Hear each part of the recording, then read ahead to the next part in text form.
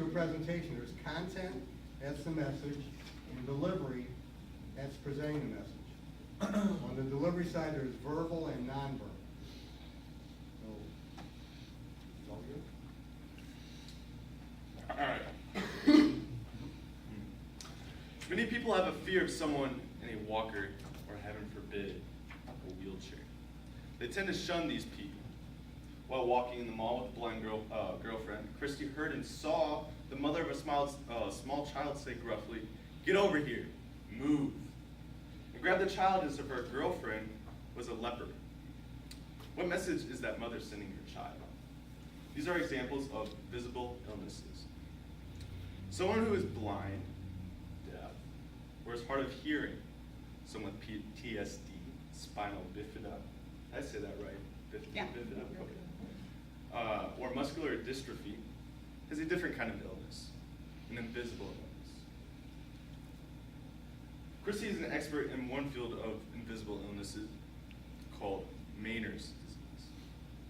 Christy has been interviewed on multiple internet radio stations, such as Blog Talk Radio, the Author Minute Live, WZCT, and Puka Works. Is that how you say it? Puka? Pardon? Puka Works. And AMG Express magazines, other words, American Music Guild magazine. She has done on-site interviews throughout Alabama, including Power 107.5, WAVU, WBSA, 1330 AM, and Crooked Creek Civil War Museum in Beaumont, Alabama. Christy's been a panelist at writing events, a judge for writing contests, president of the seniors group, and a speaker at her church. She's a busy lady. Christy's first book, Forever and Always, is doing quite well both locally and online. Plus, I'm excited to announce that Christy has started a new book about Meniere's called In the Spin Cycle, My Life with Meniere's. The title of her talk is Invisible Illness. Please help me welcome Christy Smith. Thank you. How is everybody tonight? Good. Good. Good? How are you? I'm great. Thank you. Thank you for asking. My talk is about invisible illnesses. Now, I want to know who all here has ever had a cold or the flu? Raise your hand. Did you like it? No. Didn't enjoy it, did you? But weren't you glad it went away? And you know what? Everybody else who is around you when you have the flu or the cold, they know you're sick, right?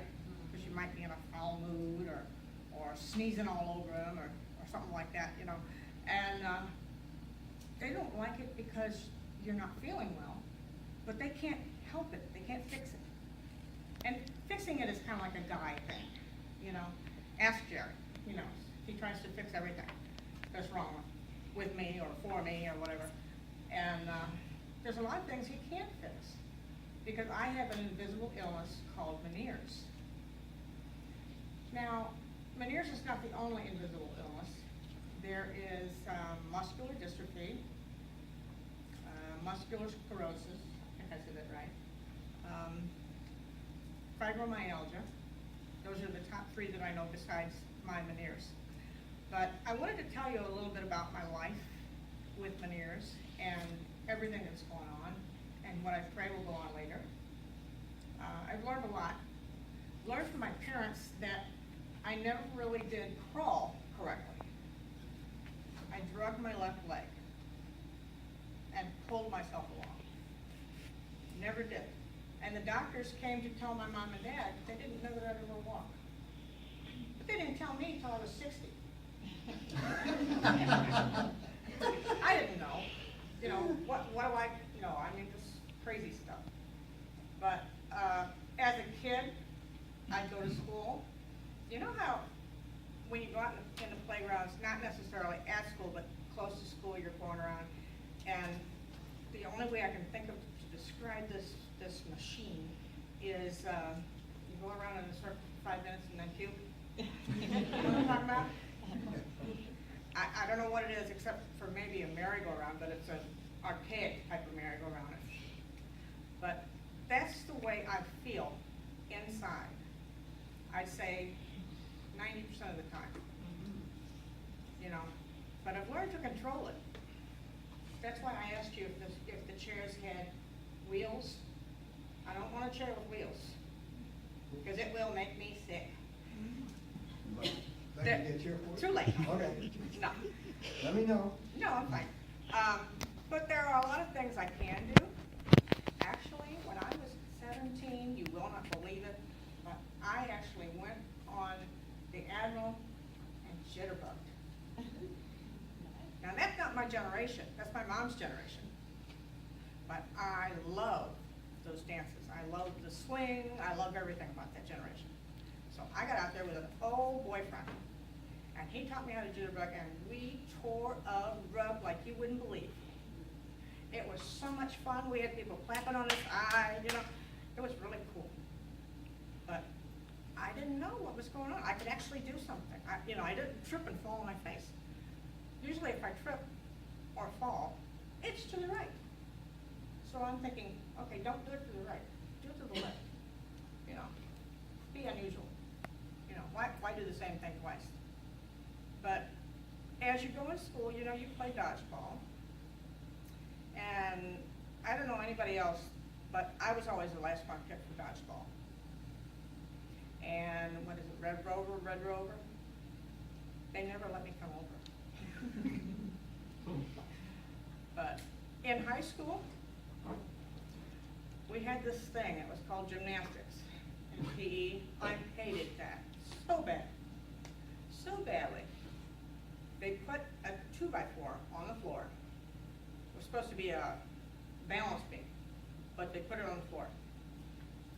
And they tell me, okay, walk across it. And I'm trying to walk across that baby, and my feet are going on the side and all this stuff. And I ended up falling off of a 2x4. Did I hurt myself? No. Did I hurt my pride? Yes. But I did good at badminton. I did good at volleyball. And I actually ran track. Lousily, but I ran track. I couldn't believe I did that. Still can't believe I did that.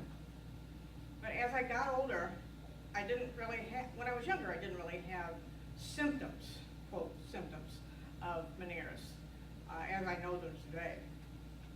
But when we got married, I walked down that aisle and my knees were knocking in, you know, underneath my dress and all that stuff. I didn't have on heels. There was no way in heck I was gonna have heels on because I was nervous to begin with. So I had my tennies on underneath my dress. And me and my dad were walking down and he's getting a little shaky and I'm getting a little shaky, you know. But they told me stories after I got married of the things that used to happen to me.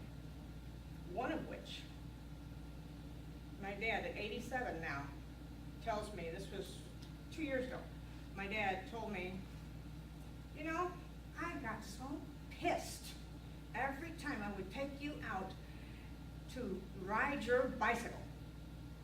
Couldn't figure out why in the world you couldn't ride your bicycle. Every time I'd let go of that thing, you'd go, you know, as long as I was there, as long as I had hold of it, you were fine. But as soon as I let go, you went, gone, on the floor. And the floor wasn't soft. Those roads back in our old neighborhood were rough. But he's 87 and he tells me this 2 years ago. How PO'd he was that I couldn't ride a bike. I said, do you think I felt any better? Every kid in my neighborhood was able to ride a bike. I couldn't ride a bike. When I was 12, my mother, my Aunt Betty, and my grandmother taught me how to jump rope. I didn't know how to jump rope until then. We actually got double dutch going, the four of us. And that was something, I wish I had a recorder then, you know? Because my mom and my Aunt Betty and my grandma, I'm like, this is awesome. You know, I could do it in the garage then. When I got home, I had my own rope and I could do it myself. It was really cool. You know, I can't do everything, but you know, I learned early that if you can't do something, do what you're good at. Don't worry about grieving over what you can't do. do what you're good at. Find out what you're good at. Research it, just like you would research a book. You know, research inside yourself.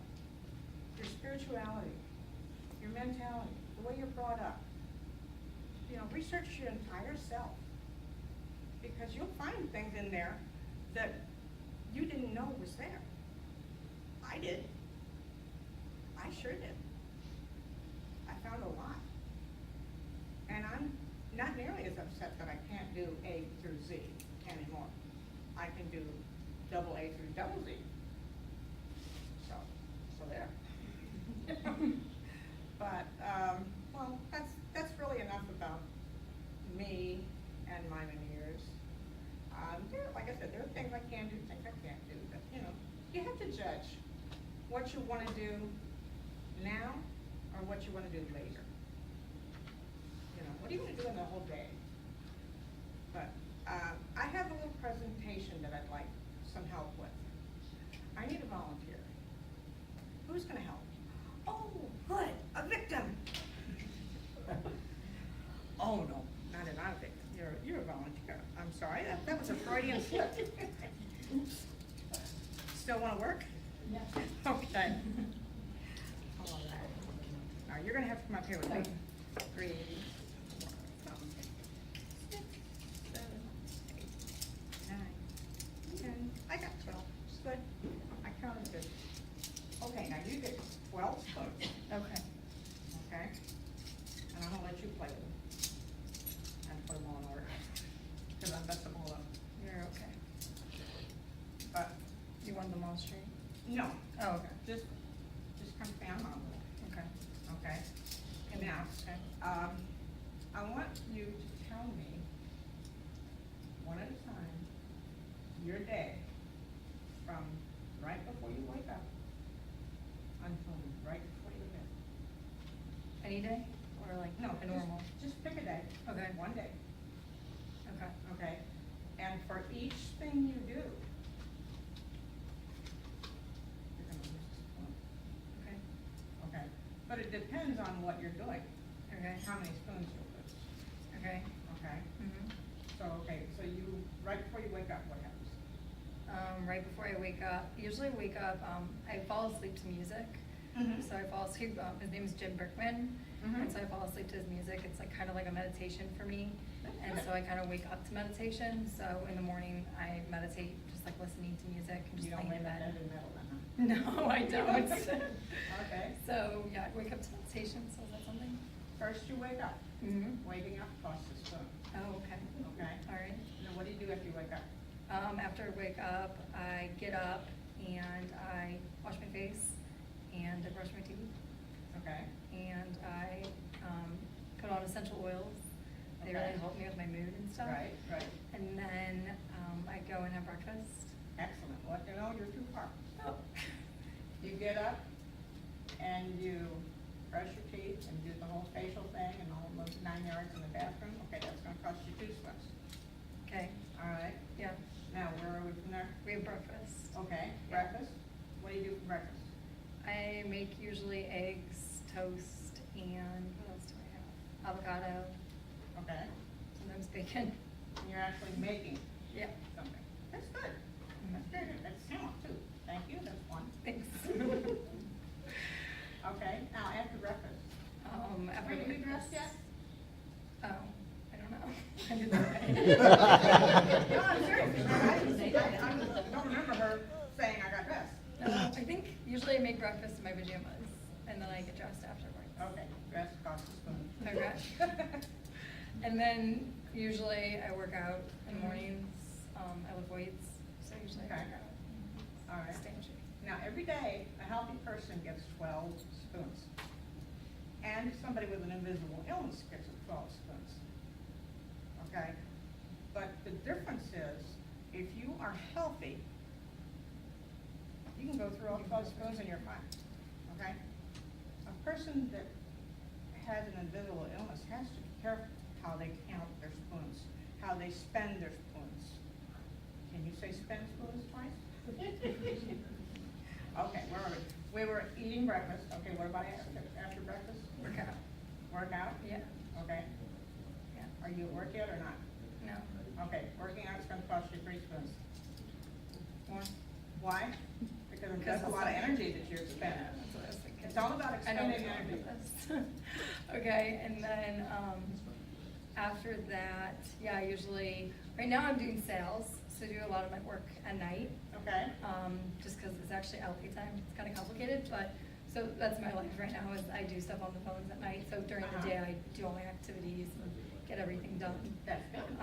And so, And you look healthy, thank you. well-being-wise. Thank you. And then, what do I do after that? It just depends. But I guess on a typical day, go for a walk. I usually take my dog for a walk. Okay? So, take my dog for a walk. You're expending energy, right? So, I get it. Okay. Only one for the dog. Yeah. I'll let And you then, slide. okay. And then after that, I have lunch, right? Okay. Do you have to Do eat? you buy lunch? Do you make lunch? Do you go home to get lunch? I usually buy lunch. Buy lunch? Be quite honest. That's only one. Okay. That's only one. Yeah. Because you didn't I make expect it. dinner. What? I make dinner. Yeah. I usually buy lunch. Okay. And then after that,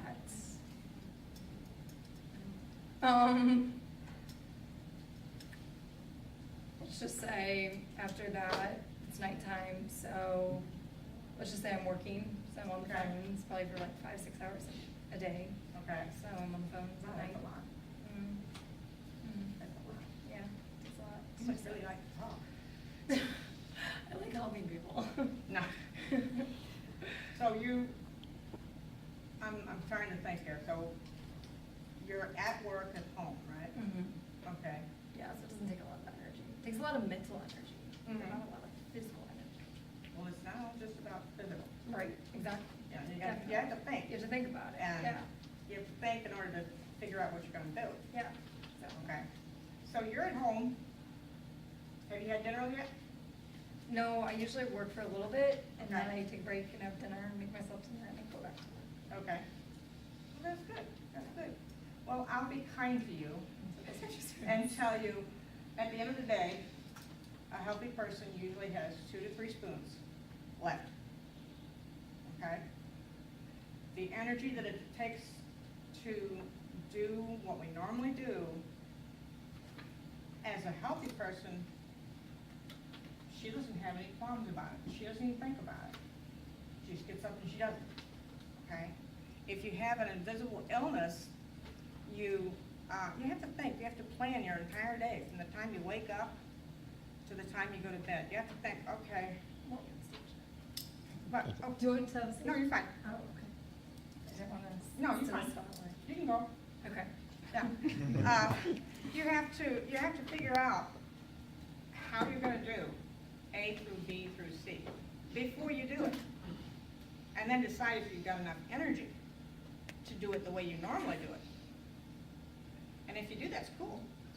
But if you don't, you gotta figure out another way. And for a person like myself, now this is not a pity party. What I wanna do is educate everybody that there are invisible illnesses out there. We're not all in wheelchairs. We're not all, in motorized scooters and everything. But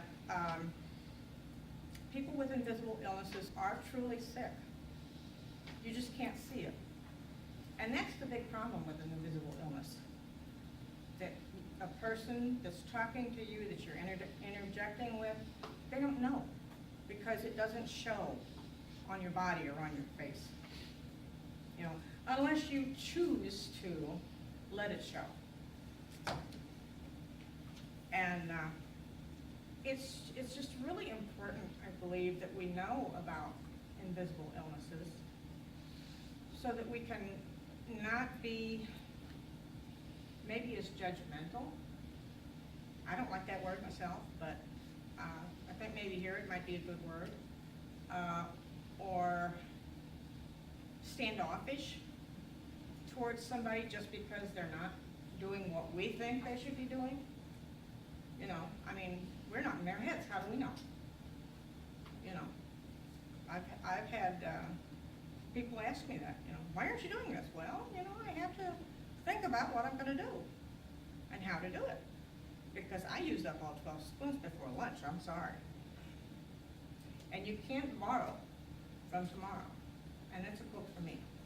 You can't borrow from tomorrow. You really can't. If you have an invisible illness, you cannot borrow from tomorrow, because these are all gonna be gone. The next 12 are for the next day. So, that's me in all my glory. Let me get there for you. You want to sit down? Because we're going to answer some questions. We're going to critique it. Oh, that's right. That's right. You're so good to me, Fred.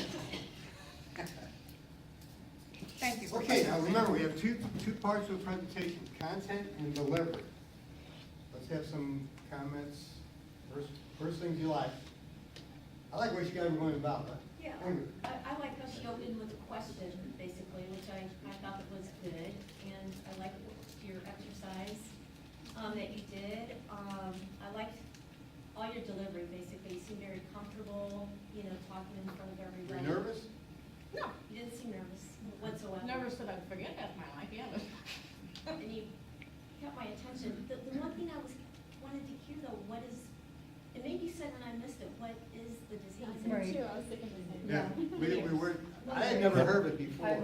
Oh, And sorry. and didn't define it. It is an imbalance of the fluid in your inner ears. Everybody has fluid in their inner ears. Did anyone else not, who did not know it? I'm sorry. You always want, well, one of the things we talk about is, well, you're close to it, that's one of the things. Buzzwords, acronyms, techno speak, thank you. Because Thank you so people are much. so close to it, they think everyone knows. I did not know. And I forgot you said you didn't know. So you want to have definitions, that's very important. Okay, I have the news, so I can relate. Oh, you can relate, oh my gosh, so, thank you. who has a disability and knows people with disabilities? 'Cause I really like that talk she gave. Yeah. I actually coach a lady who has spina bifida. She's 24, she's had 40 operations. I mean, it's just incredible. And a lot of things she said, I mean, that's her life. We reschedule appointments all the time. Yeah. And about the energy thing, I thought that was good. More comments? Lori? Christy, I like the way that you introduced yourself. You gave us an idea of who you were, a little bit about your history, a little bit about your expertise, so that we started off knowing that you were very aware of what you were going to be talking about. And also, you gave us a little history of the kinds of contributions you've made historically. And I also like the way that you gave us information about, mostly information about the challenges associated with the disability. However, you presented it from a position of strength and let us know that you weren't going to be controlled by something that some people consider to be limitations. And even though it is in your life, you have chosen to respond to it positively. So I think that's a very good message and a very good example of self-leadership. Thank you, thank you. Comments? It kind of goes off of what she was saying. I mean, I have a lot of different quotes that I really liked about yours. I mean, I feel like I really connected with it because I was sitting up there with you and like the fact you were like explaining like you don't get one spoon for that, you get 3 spoons. And that was so interesting. Like, I really connected to that because it's like you don't realize those things in life. You don't appreciate Right. things. And I think what she was explaining was, you know, you showed that that it was a positive, like you can make something positive.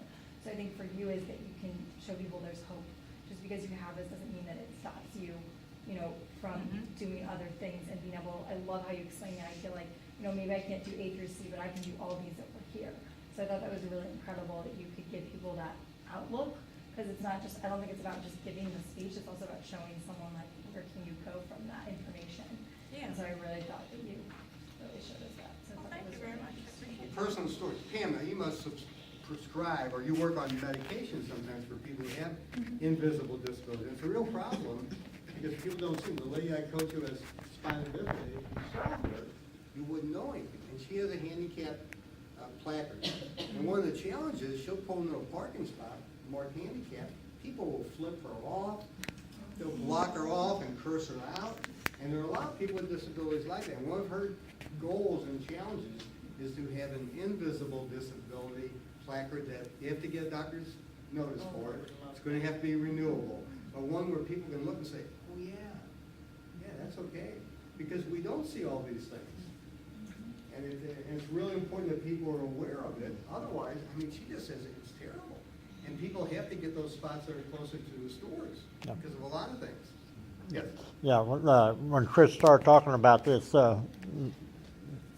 state subject or what have you, we was talking about back and forth and everything. She threw stuff back in there, and we talked about one of the episodes or experiences that I had in the scouting program. We had a handicap appreciation with the Boy Scout, young Boy Scouts, and some of the things that they did, what have you, they put the different individuals into a particular handicap position. Oh, yeah. But these were all physical handicaps. Yeah. For instance, an example was putting up a regular tent. You've got 5 boys. You take one boy, you can put the arm behind his back. Yeah. So he's Kinda only got like one a arm. Father wearing the pregnant big suit. Yeah, Something like that. But so many things are invisible. Now, how could she improve this? I have a suggestion. You had a lot of good examples of how it affected you when you were young. I think you should throw in a couple of examples of how it affects you now in adulthood. Yeah, I thought about that as soon as I got done. Okay, how else? I think you had too many things when you were a child. Okay. Yeah, I think bring it up to the present, like you said, and maybe even something going forward. Mhm. You know, what's going to be, Yeah. and maybe even some statistics on this disease, how many people have, but there are lots like that. I mean, I thought it was very enlightening. No notes, she had a good sense of humor. You have to have a good sense of Well, you have to, I mean, absolutely. Let's see, I also got the audience involved, that was excellent. Your pacing, your gestures, you had good inflection. What was your quote? I did like the quote, I didn't write it down. Can't borrow from tomorrow. You can't Can't borrow borrow from tomorrow. That is dynamite, because you have a rhyme there. I mean, that's a tagline that That's a somehow good way to tie it in. end it. Yeah, that was great. And I am a Meniere's, not a Meniere's sufferer. I am a Meniere's warrior, Yeah, there you go. like because that. I fight.